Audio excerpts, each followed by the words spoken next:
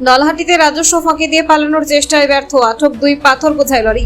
বীরভূমের নলহাটিতে রাজস্ব ফাঁকি দিয়ে পালানোর চেষ্টা করে শেষ রক্ষা হলো না 2 পাথর বোঝাই লরি। আজ দুপুরে নলহাটি পাথর শিল্পাঞ্চলের চেকগেটের কর্মরত আধিকারিকদের চোখে ফাঁকি দিয়ে রাজস্ব না দিয়ে শিল্পাঞ্চল থেকে বেরিয়ে যাওয়ার চেষ্টা করে 2টি লরি।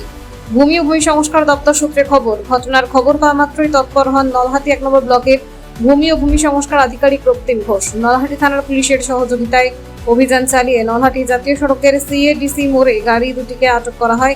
আধিকারিক জানান, আটক লরি দুটি চেক গেটের নজর এড়িয়ে রাজস্ব প্রদান না করে পালানোর চেষ্টা করছিল। খবর পাওয়ার পর দ্রুত ব্যবস্থা নিয়ে তাদের আটক করা হয়েছে। পাশাপাশি তিনি জানান, আটক গাড়ি দুটির বিরুদ্ধে কঠোর আইনানুগ ব্যবস্থা গ্রহণ করা হবে।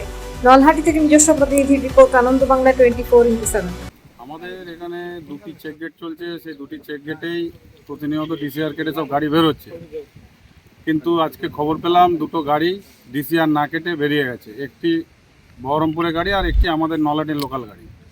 দুটোকেই আমরা ন্যাশনাল পার্কিংয়ে পার্ক করলাম এবং যেটা আইনগত ব্যবস্থা আছে সেটা আমরা আগামী সোমবার নেব। এভাবে কিভাবে বেরিয়ে যাচ্ছে স্যার গাড়ি এত?